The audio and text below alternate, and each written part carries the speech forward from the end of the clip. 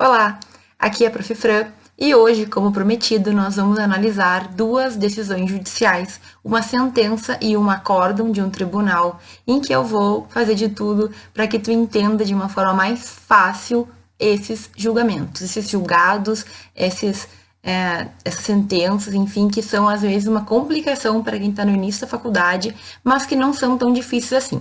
Então, nos próximos minutos, eu vou abrir uma sentença, eu vou abrir um acórdão e vou falar ponto por ponto tudo que tu tem que saber para entender de uma forma mais fácil como que essa gente julga, como que eles se manifestam e o que a gente tem que levar em conta para entender o que foi decidido. Bom, pessoal, vamos começar a analisar então a sentença. Lembrando que a sentença, ela costuma ser aquela decisão de primeiro grau da jurisdição que o juiz sozinho, ele é o primeiro que toma contato, digamos assim, com aquele processo e ele sozinho vai decidir. Essa é a regra geral. No primeiro grau da jurisdição, nós temos um juiz que vai decidir monocraticamente. Se tu tiver alguma dificuldade ainda com essa história da hierarquia do Poder Judiciário, lembra que eu tenho um vídeo no YouTube que fala e explica exatamente isso aí, tá? Mas enfim, essa sentença aqui eu peguei da minha cidade de Santa Maria, certo? E para eu conseguir ela, como eu tinha falado para vocês, eu tive que olhar um processo específico. Então eu procurei um processo que eu conhecia e baixei a sentença. Está disponível online, mas por meio da pesquisa de jurisprudência vocês não vão encontrar, certo? Agora, é claro, com aqui, ó, esses números do processo que estão aqui, vocês podem simplesmente acessar o site do TJRS, né? Eu estou vendo uma decisão do Rio Grande do Sul e acessar essa sentença aqui, se quiserem. Eu coloquei os nomes das partes em preto, não porque a gente não consiga ver, por exemplo, no site, mas achei melhor preservar essa pessoa que tá nesse processo. Se tu acessar lá, vai estar disponível o nome dela, certo? Por quê? Porque é uma questão pública, não tem nenhum segredo de justiça, aqui vai ser uma questão de consumo. E eu quero começar explicando a vocês, então, que sempre a gente vai ter o cabeçalho, cada um dos tribunais vai ter o seu jeito, mas costumam ser muito parecidos. A gente tem aqui, então, qual foi a comarca, lembrando que comarca é aquela região que pode ter mais de um juiz, inclusive. Nesse caso, Santa Maria é uma comarca que tem várias varas, né, vários juízes que vão ter a sua jurisdição. É a 4ª vara civil e aqui o local onde fica o fórum, sempre o endereço do fórum, onde aquele juiz, digamos, está, aonde ele atua, né, fisicamente dizendo. Então, sempre a gente vai ter o cabeçalho que vai ter as principais informações, o número do processo. Eles têm 2 números, tá? Mas pelos 2 a gente consegue encontrar a natureza dessa decisão, se é algo declaratório, se é a constituição de alguma coisa, certo? Se é condenatório, por exemplo, condena a pessoa a pagar alguma coisa ou a fazer alguma coisa, então isso vai modificar a natureza. E nós teremos o nome do autor, o nome do réu, o juiz, o nome do juiz que fez, né, essa sentença, que decidiu esse caso, e a data. Aqui a gente vai ter o nome do autor e o nome do réu nessa parte de cima e só vai aparecer de novo, novamente, lá no final, quando o juiz determinar, então, decidir sobre o caso. Normalmente isso aqui é o normal. A gente começa, então, é muito comum a gente ter alguns jargões jurídicos. Olha só, a primeira palavra, vistos. Essa palavra vistos aqui, ela na verdade é utilizada por um tipo de costume jurídico. É comum o juiz utilizar, mas a origem dela vem da situação em que o juiz muitas vezes não tinha nem que fundamentar a sua decisão. Então, esse vistos aqui é basicamente para dizer que o juiz viu, né? Viu e analisou o processo. Mas entende-se que hoje em dia não seria mais necessário, porque é óbvio, né? Vai vir daqui para frente toda a análise que ele fez. Esses vistos nem deveriam estar aqui, porque a princípio ele ainda não fez a análise do processo. Mas tudo bem, é uma questão de costume mesmo, vocês vão ver, é muito comum. O que vai compor a sentença, então, de primeiro grau? Primeiro, sempre o relatório, é a primeira parte da sentença, é o relatório, ó. É a parte que o juiz resume tudo o que aconteceu no caso. Então, o fulano aqui ajuizou a presente ação declaratória de inexistência de débito culminada com culminada com esse CC que costumam usar, indenização por danos morais com pedido de antecipação de tutela. Basicamente, ele pediu para o juiz dizer que ele não devia nada e pediu danos morais, ou seja, indenização, porque justamente ele tinha sido violado na sua honra, na sua moralidade. Ele entendeu que ele foi violado quando ele foi inscrito indevidamente num sistema de proteção de crédito. Isso aqui, com o tempo, a gente lê e já sabe o que está acontecendo. Vocês vão ter que ter um pouco mais de leitura para ter essa facilidade, mas eu prometo que acontece. E o que é antecipação de tutela? É basicamente, ele entrou com um pedido e ele já quer que o juiz decida na hora, porque ele entende que é uma questão de urgência, que se não for decidido na hora, a demora do processo pode causar danos mais sérios a ele.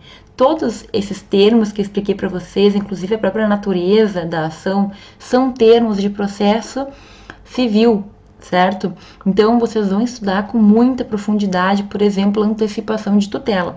Saibam, no entanto, aqui superficialmente, que a antecipação de tutela se dá quando a pessoa pede que o juiz decida na hora, inclusive sem ouvir a outra parte, porque é tão urgente que eu preciso que o juiz decida agora. Não posso esperar o processo terminar, certo? Então, aqui tem o resumo, o relatório é o resumo. O que a parte autora contou, certo? Que ele pediu o benefício da gratuidade judiciária, que é justamente não pagar as custas do processo em razão de comprovar que ele não tem condições, certo? Então, ele não paga para peticionar, ele não paga para fazer o processo, ele requer, e aqui o juiz concedeu de acordo com as provas, né? Então, tu pede a gratuidade para que tu não tenha que pagar alguns valores que te impediriam a ingressar na justiça. Aí tu comprova que tu não tem condições e o juiz concede ou não, defere ou não. Enfim, aqui ele deferiu, citou a outra parte, ou seja, comunicou a outra parte formalmente que estava ocorrendo esse processo. A outra parte apresentou resposta, que no direito a gente chama de contestação, certo? E aqui ele fala o que eles disseram, disse que não, que é mentira, que ele realmente estava devendo e que eles inscreveram, essa empresa inscreveu o autor corretamente no SPC ou no Serasa, não sei qual foi aqui, tá? Depois houve a réplica, que é a resposta do autor a essa manifestação da parte ré. Houve instrução, que na verdade, resumidamente, é a colheita de provas. A parte autora foi ouvida e foi encerrado, então, o processo. As duas partes, autor e réu, puderam se manifestar e foi, então, para o juiz decidir. O que a gente tem aqui? Relatório e, basicamente, todo o andamento processual. Vejam, nesse caso, a gente tem aqui que foi dada... O autor pediu para o juiz, né, a questão do julgamento do processo. O juiz concedeu o que podia conceder, acabou também citando a outra parte se manifestou, aí mais uma vez volta para o autor, são produzidas provas e o juiz vai decidir. Este é o relatório, é o que aconteceu até aqui. Nas sentenças, de forma geral, é obrigatório o relatório, salvo se for juizado especial cível, que aí o relatório é dispensado, certo? Mas vejam, tenham como regra que o relatório tem que estar em todas as sentenças. Olha só, antes de eu seguir, esse documento está no Word, né? Está no Doc, editável. Quase todas as sentenças, elas vão ser editáveis. Algumas não, tá? Algumas vão estar em PDF, quando for principalmente processo eletrônico, mas quando é processo físico, é muito comum estar em Word, em Doc. E aqui, mais uma vez, o número do processo, aonde eu posso encontrar esse processo. Ele é público, não tem problema nenhum. Vocês podem, inclusive, ir lá e procurar exatamente esse processo aqui. Segunda parte da sentença, a decisão, a fundamentação. O que acontece nessa parte? O juiz vai trazer as razões e os fundamentos pelos quais ele vai decidir logo a seguir. Então, ele explica que não, com as provas, o que ele entendeu, dado o contexto, não aconteceu tal coisa ou aconteceu tal coisa. Aqui ele tem que fundamentar. A fundamentação é obrigatória, não tem sentença que não tenha fundamentação, certo? Lá nos primórdios de Roma antiga existiam juízes que não precisavam fundamentar. No nosso Estado democrático de direito, nós temos que fundamentar. É obrigatório que o juiz diga com base no que ele decidiu esse processo, certo? Ele pode citar lei, ele pode citar jurisprudência, ele pode citar o que for, as provas, sempre lembrando do caso concreto. E por fim, acabou aqui que as últimas linhas da fundamentação, nós temos a decisão, certo? Que no direito nós chamamos de dispositivo. Esse aqui é o dispositivo, é quando o juiz determina, condena, enfim, vai dizer qual é a sua decisão neste caso concreto. Por este motivo, revogo a liminar a referida decisão porque ele tinha concedido e julgo improcedente o pedido da parte autora em desfavor do fulano. Aqui, então, a segunda vez ele repete os nomes, é importante que estejam os nomes aqui, resolvendo o mérito da causa. Por que ele resolveu o mérito da causa? Porque ele julgou o conteúdo. Vocês ainda vão estudar a diferença entre decisão de mérito e decisão que não acaba não julgando o mérito, certo? Pode ser que o processo acabe sem o julgamento do mérito. Significa, o juiz não julgou o caso. O processo não seguiu porque ele tinha algum problema, então não foi julgado o caso, o mérito, a discussão, a lide não foi resolvida. Aqui sim, o juiz decidiu, com base no caso concreto, decidiu, analisou prova, analisou tudo e disse que não ia dar o pedido para a parte, não concedeu aquilo que a parte autora pediu. Ainda condenou no pagamento de custos processuais e honorários advocatícios, em que ele determinou aqui, esse valor pode variar, certo? A porcentagem que a outra parte recebe, e ele suspendeu essa exigibilidade porque existe a gratuidade judiciária, que a gente já tinha conversado antes, o autor comprovou que não tinha condições. Outra palavrinha comum, publique-se, registre-se, intimem-se, são palavrinhas comuns porque o juiz então, determinou que essa é a sentença, vai ser publicado no Diário Oficial, vai ser registrado, onde tem que ser registrado, e tem que se intimar as partes. Isso aí o cartório já sabe que tem que fazer, mas o juiz coloca, claro, deixa já determinado o que vai acontecer. E aqui já vem um tempo que isso acontece, os juízes vêm colocando o que acontece se a parte resolver recorrer. Vocês sabem, a parte pode apresentar embargos de declaração ou apelação, são tipos de recurso, certo? Eu vou ter que fazer uma aula inteira para explicar o que é cada um desses, mas o que vocês têm que entender agora? De toda sentença, qualquer sentença, as pessoas têm direito a recorrer ao segundo grau de jurisdição, certo? Se eu ganhei o que eu queria, se eu não ganhei o que eu queria, se eu ganhei em parte, eu tenho o direito de recorrer, ok? E aí eu posso apresentar, posso interpor estes recursos que vão aqui variar dependendo da minha intenção.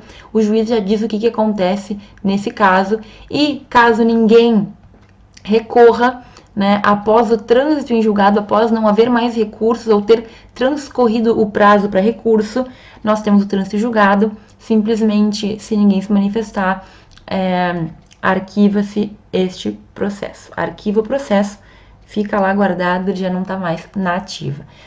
Cidade, data e a assinatura do juiz, que ela, nos autos que são de papel, ele assina mesmo, e quando são autos processuais eletrônicos, vai ter a assinatura eletrônica do juiz, certo?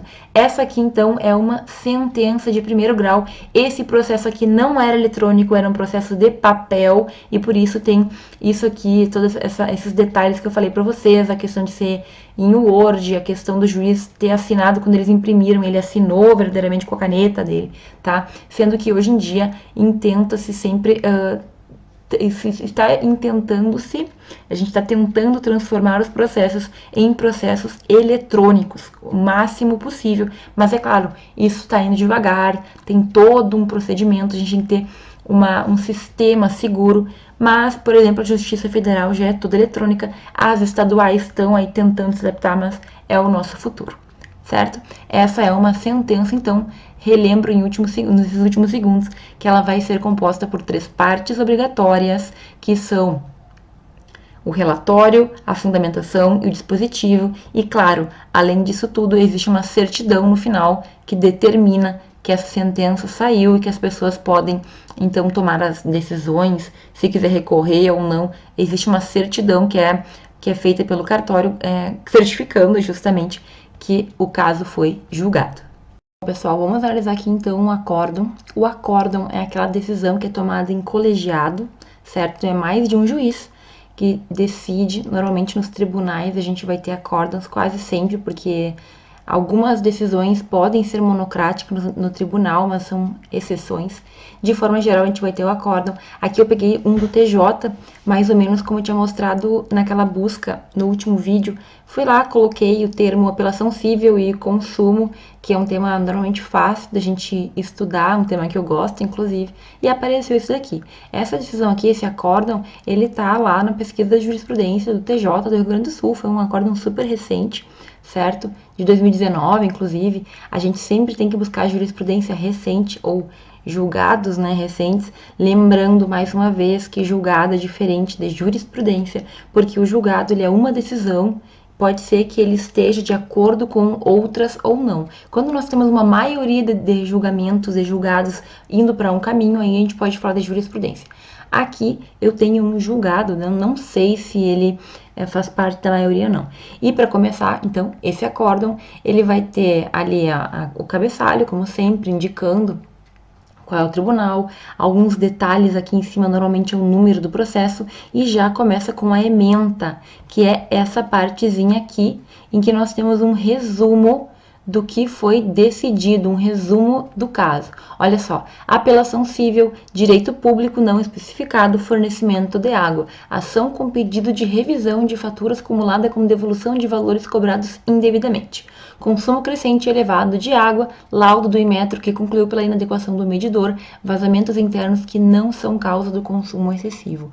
Eu já entendi bastante coisa daqui, e ainda esse acórdão aqui ele tem mais um pouquinho de explicação. Restando comprovado que o hidrômetro apresentava defeito que competia à regularidade da leitura do consumo de água, imperiosa revisão do consumo, caso em que vazamentos constatados não são a causa dos consumos excessivos, porquanto fossem determinantes, o consumo não reduziria drasticamente após a substituição do hidrômetro danificado, conforme demonstra o histórico de consumo. Então, aqui já deu para entender mais ou menos o que aconteceu, né? Tinha um problema no hidrante, tinha um problema externo, que não era culpa dos consumidores, do consumidor, e vazou muita água, certo? Sem ser comprovada a culpa do consumidor, e esse consumidor, tendo que pagar uma conta exorbitante, acabou processando aqui, ó, Departamento Municipal de Água e Esgoto, que é basicamente o órgão no Rio Grande do Sul, em Porto Alegre, que cuida das águas, certo? Cada lugar vai ter o seu órgão. Aqui, então, processou-se esse órgão, esse departamento, né? O departamento municipal, que seria o responsável. O que aconteceu aqui, na verdade, ó, apelação civil, aqui a 22ª Câmara Civil foi quem julgou a comarca de Porto Alegre, o número do processo. Quem realizou a apelação, quem apelou foi o Departamento de Águas, e quem foi apelado foi a parte autora, que era um condomínio de um edifício que a princípio teria processado inicialmente. Isso é um cuidado que a gente tem que ter, porque aqui eu estou tratando de um segundo julgamento, já teve um julgamento antes disso aqui. Então, quem apelou agora, quem está dando início quem provocou essa decisão foi o Departamento de Águas, mas, na verdade, no primeiro grau, quem tinha processado tinha sido o condomínio. Então, tomem cuidado para entender isso, para ver quem que está processando e por quê. Pelo que eu entendi até então, o condomínio processou o Departamento de Águas, que acabou perdendo em primeiro grau e apelou para tentar modificar a sentença. Acórdão, então, vistos, relatados e discutidos os autos. Lembra dos vistos que tinha na sentença? Mais ou menos a mesma coisa aqui.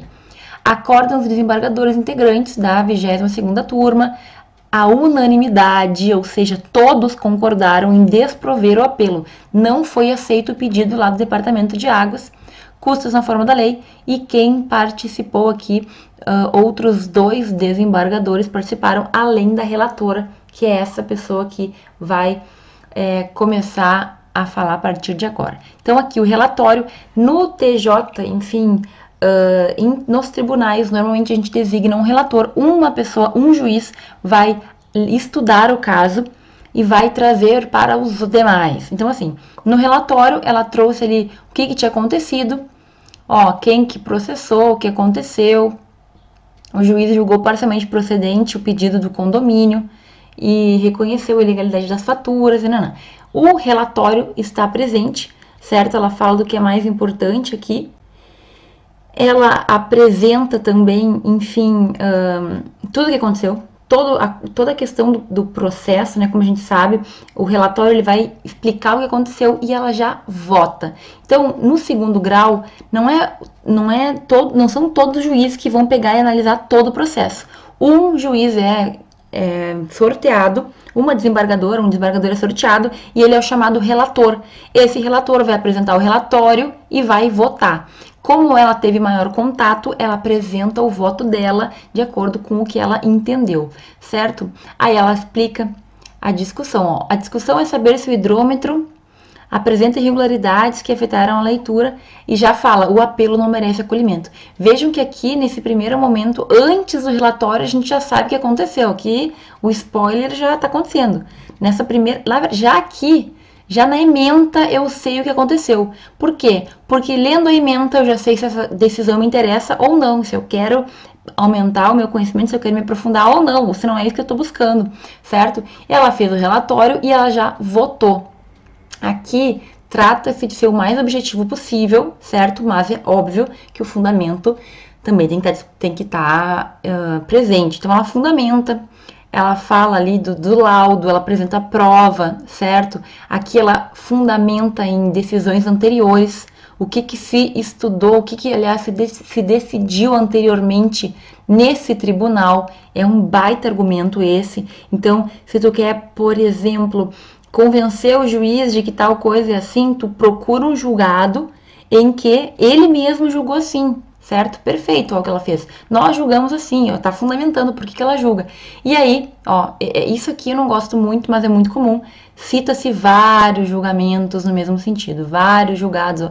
Aqui são várias ementas de questões similares. Aqui já 1, 2, 3, certo? Essa parte aqui é meio chatinha, pessoalmente eu acho ruim.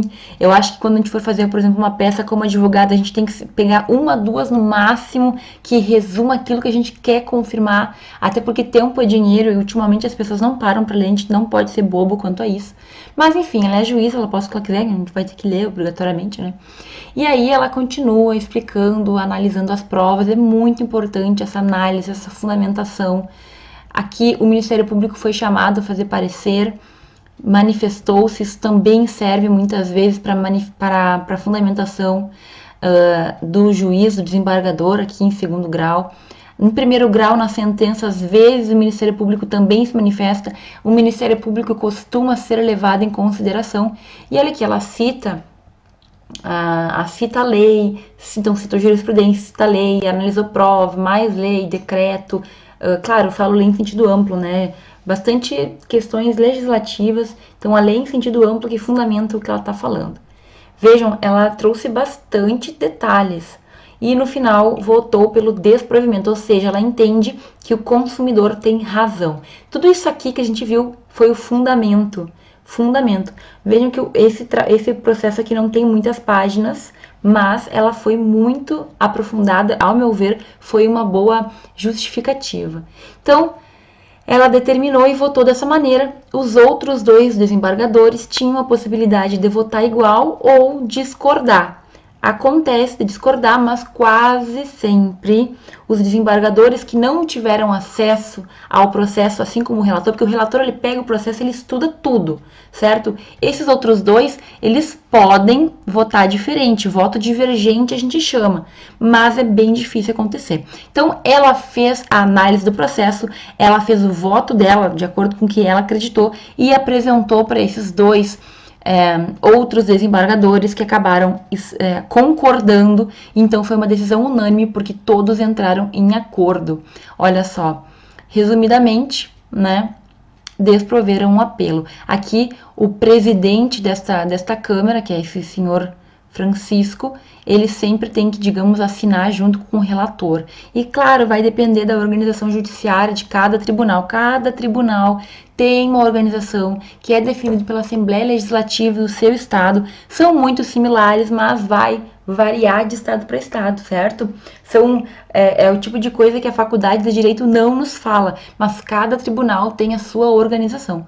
E aqui, finalizou, né? A decisão, então nós tivemos a ementa lá em cima, certo? O relatório, o voto e a decisão. Ela votou e os demais acabaram também votando. Decidimos no fim o que aconteceu. Não aceitamos, né? Desprovemos este apelo lá dessa empresa, desse Departamento Municipal das Águas e Esgotos lá de Porto Alegre, certo? Essa é basicamente a constituição de um acórdão. Alguns detalhes vão variar de acordo com o tribunal, mas é isso, é praticamente uma sentença, só que foi analisada por mais de um juiz. Normalmente são 3 juízes que em colegiado vão analisar isso daí, certo? Isso é o principal. Isso é o que a gente tem que saber sobre o acórdão. Bom, eu espero ter atingido meu objetivo de facilitar um pouco o entendimento desses julgados.